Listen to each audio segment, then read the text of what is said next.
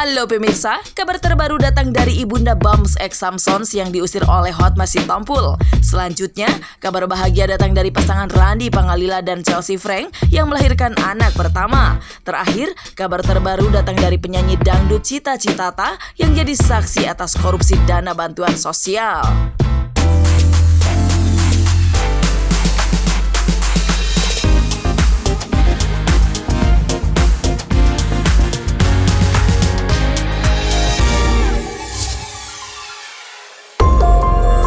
Sering terlihat mesra dan jauh dari gosip miring, ternyata rumah tangga Ibunda Bam X Samson Desire dengan pengacara kondang Hotma Sitompul sedang retak. Dan mengejutkannya, Desire mengaku sudah diusir tanpa membawa apapun dari rumah yang ia tempati selama 22 tahun. Tak sampai di situ, kondisi rumah orang tua Desire di sisi kiri kini dibatasi dengan seng panjang.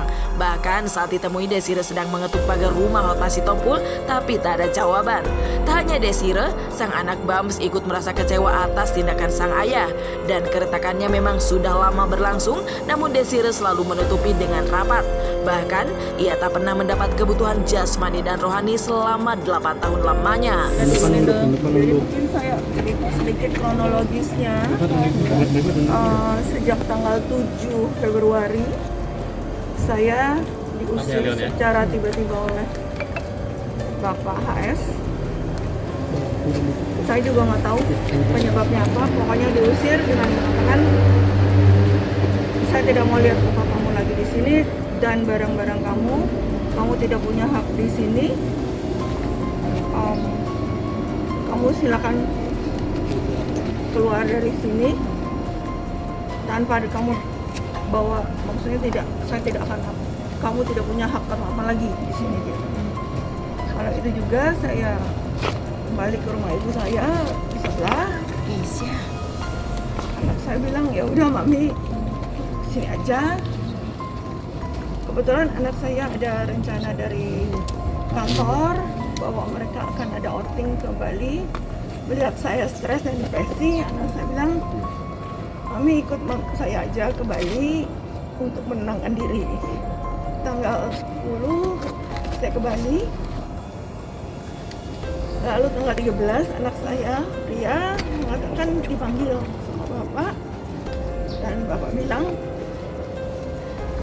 ambil barang-barang ibu kamu semua. Saya kasih rumah saya dengan rumah ibu saya. Dengan batasan yang mengambil tanah ibu saya. Anak saya bilang, tunggu mami, karena ini kan tanahnya ya. Tunggu papa. Tunggu Pak, untuk pembatasan ini kan ini tanah ibu. Dia bilang nggak peduli, nanti masalah ribut-ribut belakangan. Saya pulang dari Bali tanggal 20,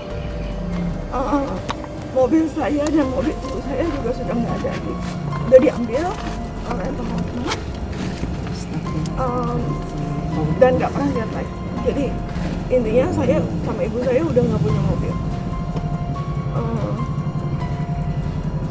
Kalau dibilang kenapa saya dizolimi, saya sebagai istri tidak boleh masuk lagi ke rumah saya dizolimi.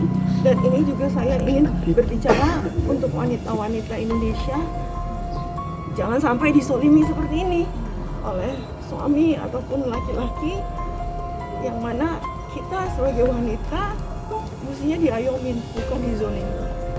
Kalau kami ya di sini ya cuma bisa menenangkan kami karena itu bukanlah hak kami. Walaupun jujur kalau ditanya kami kecewa, itu jelas lah kecewa karena kami, apalagi kami anak laki-laki ya. Anak laki-laki, saya kebetulan memang yang di situ, kebetulan adik saya lagi tidak di mana. Saya lagi di situ dengan salah satu pekerjanya, bukan salah satu, juga beberapa pekerjanya Mami Soko. Saya lagi ngomongin tentang sesuatu, terus tiba-tiba malam-malam Mami nangis ke saya. Which is, ya saya cuma bisa menenangkan Mami, ini sebagai anak. Yang membuat saya sedih juga dan merasa terzalimi, saya selama 22 tahun menikah, saya tidak pernah meninggalkan rumah. apalagi saya sampai menginap di rumah ibu saya itu nggak pernah terjadi. Dan kalian teman-teman juga tahu bahwa saya setiap hari masak di dapur saya itu. Setelah itu kan saya udah nggak bisa masak, nggak bisa berkarya, karena saya udah nggak boleh masuk ke dapur saya karena saya bisa. Ini ditulis tidak boleh masuk. Ya Bapak. Tahan dulu juga. Ada tekanan tega banget bahwa dia tahu bahwa saya hidupnya di situ. Iya. Jadi kalau mungkin teman-teman lihat image selama ini, ibu kan kelihatannya harmonis. Ya Tuhan. Itu saya sangat-sangat menjaga 20 tahun ini, saya menjaga nama dia sebenarnya. Semuanya saya lakukan untuk menjaga nama dia. Sebagai seorang istri, apapun yang dilakukan suami, kan kita sebagai istri wajib menjaga nama dia. Saya berusaha mengcover, tapi belakangan malah menyambar. Kalau saya sendiri sih yang dizolimin, saya nggak apa-apa. Tapi belakangan udah mengarah ke anak-anak saya juga ikut dizolimin. Kalau saya sebenarnya saya beruntung, sahabat-sahabat saya hari itu yang memaksa saya untuk pergi. Kebetulan memang saya ada company outing, semacam company outing lah. Mereka semua yang memaksa saya pergi, karena sebenarnya saya tadi nggak mau pergi. Saya nggak mau pergi. Mereka yang Bams udah, lu selama ini pergi, kalau nggak keluarga lu berantakan. Lu pergi, tenangin dulu pikiran lu, jangan ada emosi lagi. Karena memang sekarang lu pasti emosi. Gua ngerti kalau lu emosi sama adik lu, sama ibu lu emosi. Tapi ada baiknya lu ikutlah tetap. Kalau lu memang partner kita, kalau lu memang sahabat kita, dengerin kita. Pergilah sama kita dulu ke sana, tenangin lah ibu lu, tenangin pikiran lu juga. Jadi lu bisa berpikir lebih jernih. Dan itulah yang akhirnya kami lakukan, dan kami malah berterima kasih kepada mereka sih, kepada teman-teman saya itu yang melerai kami. Enggak ada. Atau mulut sama sekali nggak ada. Bener-bener langsung teman-teman saya jangan. Yang Kalau ada anak saya pria yang memang bertatap muka, karena memang setelah diusir yang dipanggil pria, karena ya saya ada jadwal pergi, ya memang saya tidak sempat untuk pergi karena memang kebetulan setahu kami ketika kami cek, ketika sehabis usir ibu, papa langsung pergi dari rumah. Ada dari kita punya villa di Puncak, tiba-tiba satu hari dia kirim barang-barang saya pulang ke rumah, berupa baju-baju dan sepatu saya dari Puncak pulang dikirim begitu aja ke rumah. Saya nggak ada apapun atas nama saya selama perkawinan. Semua harta bergerak, harta yang tidak bergerak, sertifikat apapun tidak ada atas nama saya. Tapi selama beberapa tahun, 7-8 tahun, saya nggak ada hubungan jasmani maupun rohani. Tak hanya prahara rumah tangga orang tuanya yang retak, ternyata Bam X Samson juga mengalami hal yang sama. Bahkan ia dengan sang istri Mika Vita Wijaya sudah dalam proses perceraian sejak Januari lalu. Ketika ditanya alasan perceraiannya, karena sang istri berselingkuh dengan ayah tirinya yakni Hotma Sitompul. Bams tak bisa berbicara lebih jauh karena belum ada bukti kuat.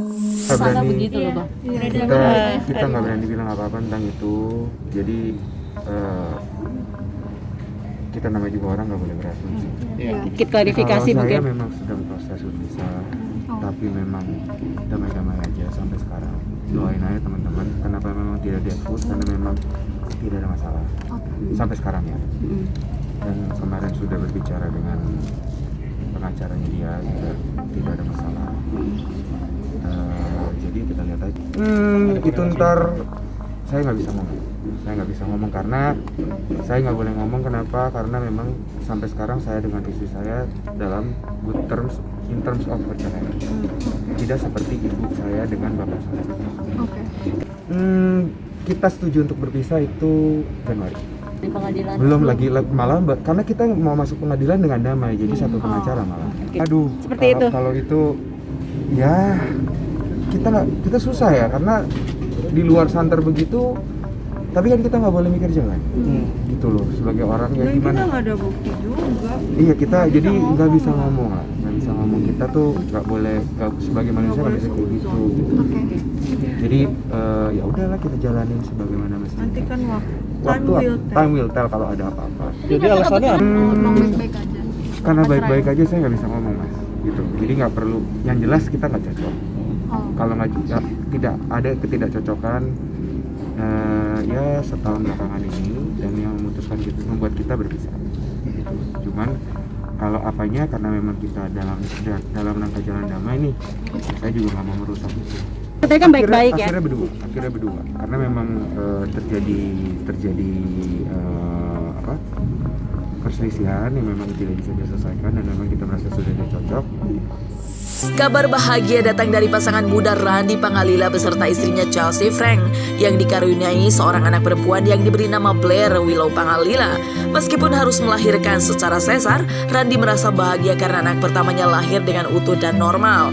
Tak hanya itu, Randy sangat bersemangat menantikan sang buah hati lahir, bahkan ia sampai tidak tidur demi menemani sang istri melahirkan. Meskipun ini adalah hal baru yang ia alami, Randy masih ingin belajar menjadi ayah dan menikmati prosesnya. Mas, prosesnya ini karena pertama kali ya dok ya. Jadi saya juga tegang banget sih yang pasti ya, tegang banget. Terus awal mulanya itu jam 3 pagi, istri mulai merasa kontraksi awal, terus ya berangkat ke rumah sakit Bunda, udah telepon dokter apa semua. Untungnya perjalanannya karena pagi jam segitu jadi lancar, nggak ada macet-macet. Terus ya semuanya baik-baik aja. Terus mulai jam 5 udah mulai kontraksi yang aktif, udah mulai sakit. Terus jam 7 dokter mulai cek apa segala macam, udah bukaan 3, 4 segala macam. Terus sampai jam 9 akhirnya sudah sampai bukan 8 ya dok ya sebenarnya ya. Cuman kebetulan anak kita tali pusarnya melilit di leher. Jadi ketuban sudah pecah, sebenarnya udah maunya normal. Terus sudah dicek sama dokter, cuman anak kita nggak turun, nggak ngedorong ke bawah, itu bahaya kan buat janinnya. Akhirnya diputuskan kita harus operasi besar akhirnya. Jadi ya kasihan nih istri saya dua-duanya ya dok ya, ngerasain proses persalinan normal terus sama sesarnya juga, jadi ya double ya. Cuman ya saya pada saat semuanya udah selesai lancar, anak saya udah dengar anak saya nangis, ya ada rasa syukur. Yang penting dua-duanya sehat, baik-baik aja, selamat. Anak saya lahir secara normal, maksudnya utuh, baik-baik saja, sehat. Itu udah sebuah anugerah yang sangat-sangat kita syukuri. Jam 9.54 ya dok ya? Jam 9.54 dengan berat badan 3,010 kg. Oh dokter hafal banget. 3,010 ya, 49,1 cm. Jadi ya sangat disyukuri, ini anak pertama kita. Dan istri saya sampai nangis waktu di sesar, di ruang operasi. Istri saya sampai nangis waktu melihat anak pertama kita. Jadi ya ini adalah sesuatu yang sangat-sangat sentimental lah untuk istri saya pasti. Ya untuk saya juga ini sesuatu yang harus disyukuri. Namanya Blair Willow Pangalila. Iya, dia anak perempuan. Sebenarnya nama itu sudah kita berdua pikirin dari zamannya saya di Kanada sama dia.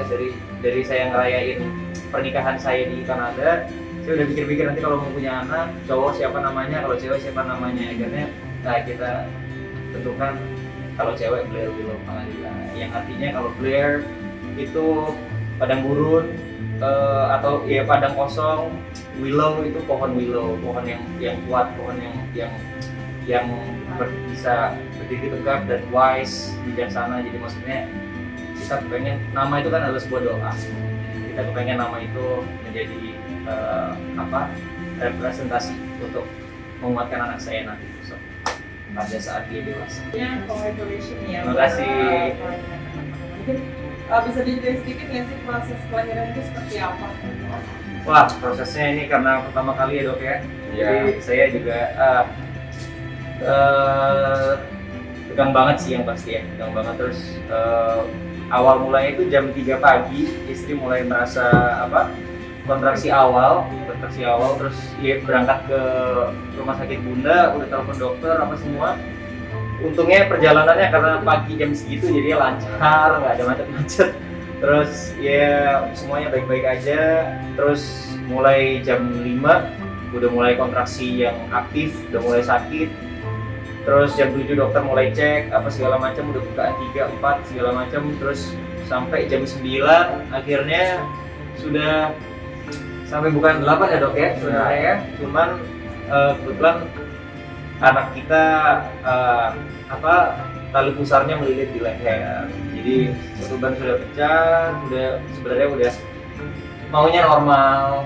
Terus sudah dicek sama dokter, cuman anak kita nggak turun, nggak mendorong ke bawah, itu bahaya kan buat janinnya. Akhirnya diputuskan kita harus operasi sesar akhirnya.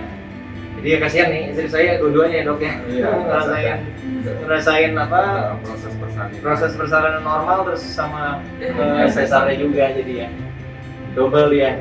Cuman ya saya pada saat semuanya udah selesai lancar, anak saya udah dengar anak saya nangis, ada rasa syukur. Yang penting dua-duanya sehat, baik-baik aja, selamat.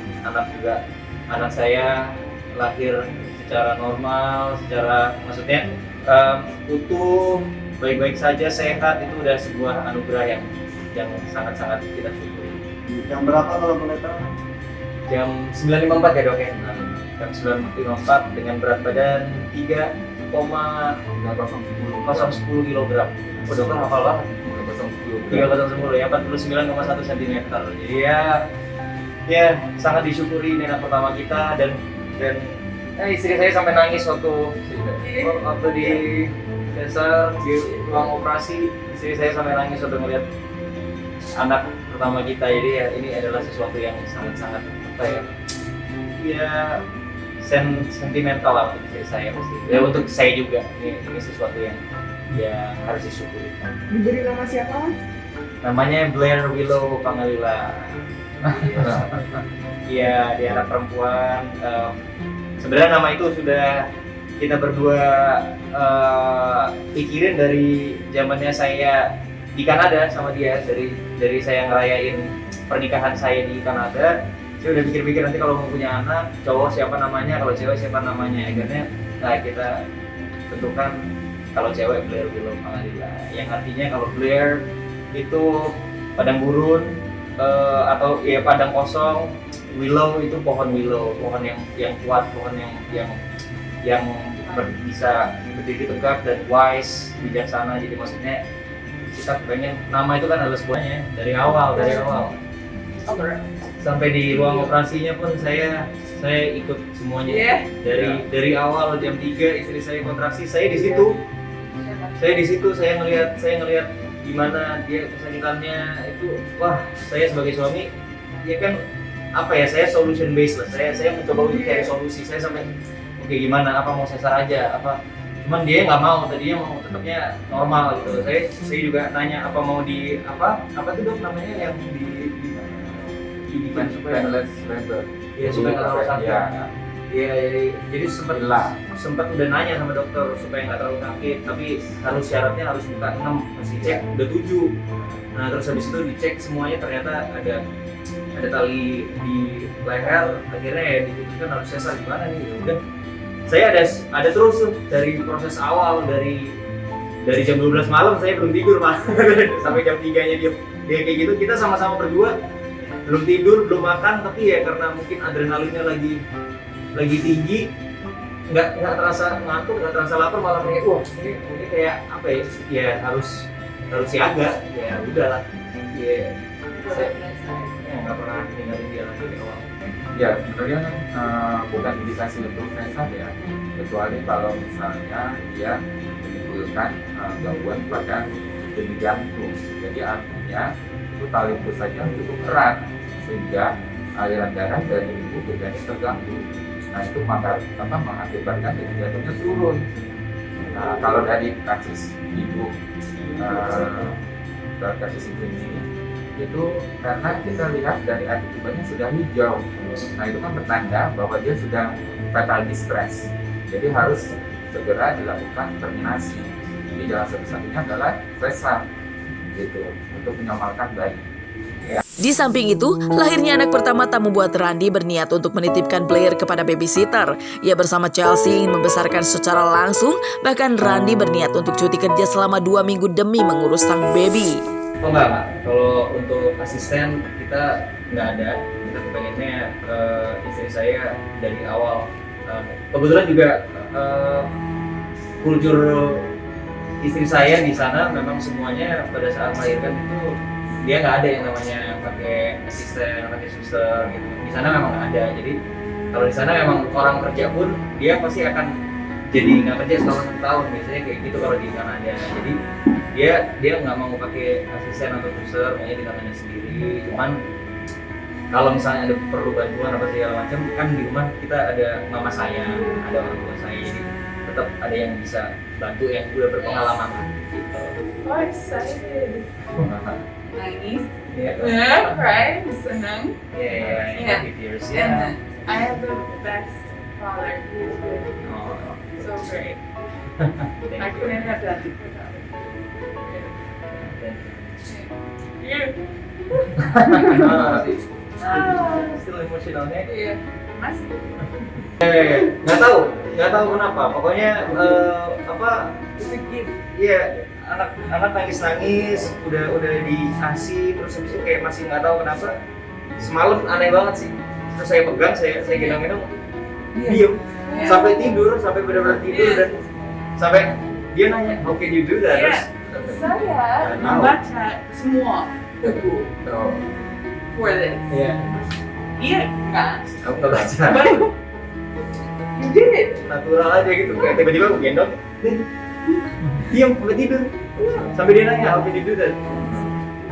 Nggak tahu.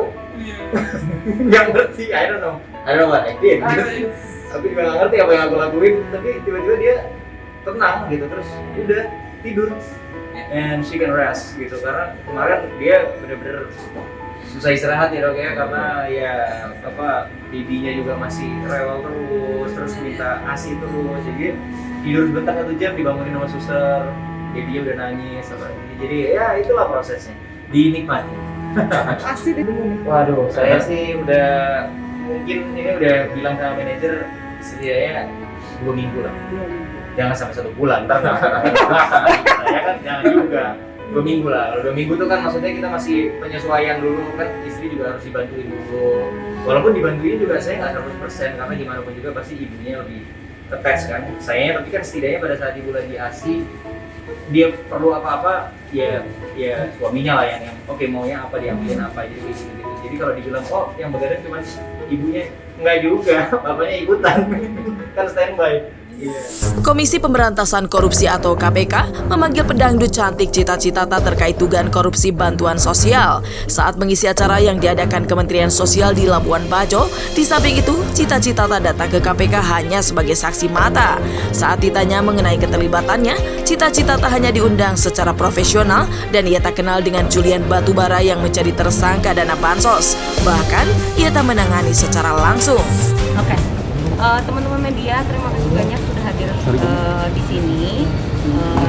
Kita ada beberapa pertanyaan di sini yang kayak kok kita kemarin nggak mau datang, sekarang datang. Oke, jadi kita di sini ingin menjadi warga negara yang baik, datang ke sini untuk menjadi saksi dari kasus dugaan korupsi dana bantuan sosial. Yang pasti ada beberapa pertanyaan di sana juga, tetapi kita saat ini mohon maaf dengan sangat belum bisa menjelaskan dengan spesifik bagaimana detail pertanyaan lalu jawabannya seperti apa, karena kondisinya saat ini sedang lagi pandemi. Guna mencegah penyebaran COVID-19 dengan tidak kita juga bukan gini ya, tidak mengurangi hormat kepada teman-teman media di sini. Kita maunya sih sebenarnya ingin menjelaskan, tapi karena ini mencegah kerumunan seperti ini. Jadi sangat berbahaya sekali untuk Nggak konkret aja Mbak, ini kita udah substansi pemeriksaan yang kita tanya. Kalau pandemi kita sama-sama tahu dan kita dari pagi jadi begini, kita gimana? belum bisa banyak menjelaskan. Ini juga kita sebenarnya takut keluar dengan kondisi kerumunan seperti ini. Jadi nanti kita janji di sosial media kita akan kasih tahu detailnya seperti apa. Berapa karena itu kan semua dari manajemen. Gitu. Saya cuma bisa menjelaskan. Saya di sana diundang secara profesional Iya, betul. dan menyanyi secara profesional. Iya, itu Jadi di benar. sini saya sebagai saksi aja. Iya, benar. Jadi nggak ngomongin apa-apa. Yang mengundang acaranya adalah kapan pihak event dan organizer. Jadi saya tidak mengetahui siapapun apa Bapak Julian Batubara ini juga saya tidak kenal sama sekali. Jadi saya sempat bertemu dengan satu orang namanya Bapak Adi ini. Adi Wayono. Iya, betul. Yang Itu mengundang dong. saya di Igo. Jadi saya tidak berhubungan dengan beliau pun sama sekali tidak. Betul. Saya tidak langsung. Tidak langsung dengan Pak Adi ya? Tidak. Oh gitu ya. Bayarannya berapa? Bayarannya berapa Mbak Cita?